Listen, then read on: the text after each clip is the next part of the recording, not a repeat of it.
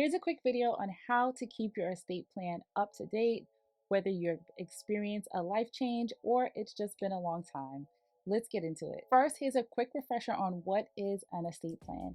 So, an estate plan is basically a collection of documents that allows you to have someone else care and manage your assets and your affairs if you're unable to. Typically, it includes a will, a trust, healthcare proxy, power of attorney, to name a few of the core documents. So, why do you want to update your estate plan? So, here are some of the major life reasons as to why you would make an update. If you get married, if you have a child, if you move to a different state, if you get divorced. All of these reasons are reasons to update your estate plan because you want to make sure that your plan continues to work for you, especially when you need it. So, continuously updating your estate plans helps you to evaluate what is still relevant and what things need to change. So, the first step is to review your documents, right? You want to make sure that all of the decisions that you made initially are still current. Pay close attention to your beneficiaries. Are these still the individuals you would want to benefit from your estate if you were to pass away?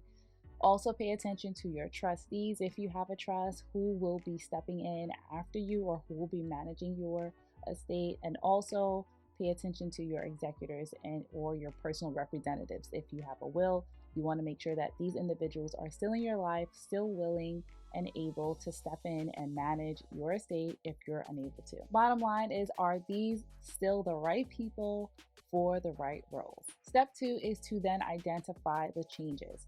So, has your family structure changed? Has your financial picture changed? Has your desires changed, right? Or are there any significant laws that have changed, such as tax laws, that might affect your estate?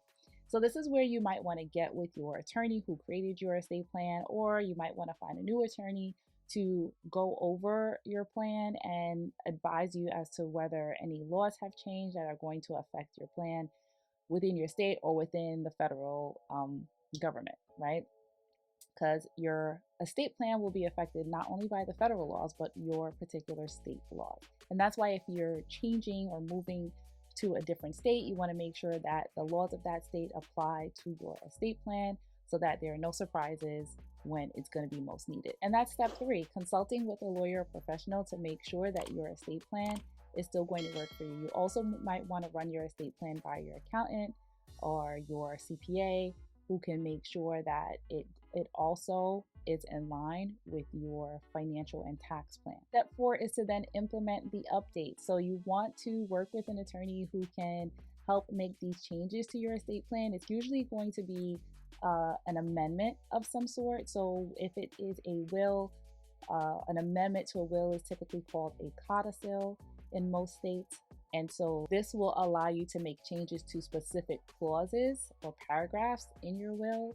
And then if you have a trust, you can do an amendment to the trust to change specific clauses. But if you need to change many clauses, like if you started your estate plan as a couple and now you're moving to a single or individual estate plan, that might require significant changes. So you might have to what we call restate your estate plan. So you might have to restate your estate plan, which means you're kind of rewriting your trust, but you're maintaining the date and the name of your trust so that you don't have to retitle all of the assets that you put in your trust. And so once you have your amendment or your codicil or your restatement, you want to then move to step 5, which is getting it signed.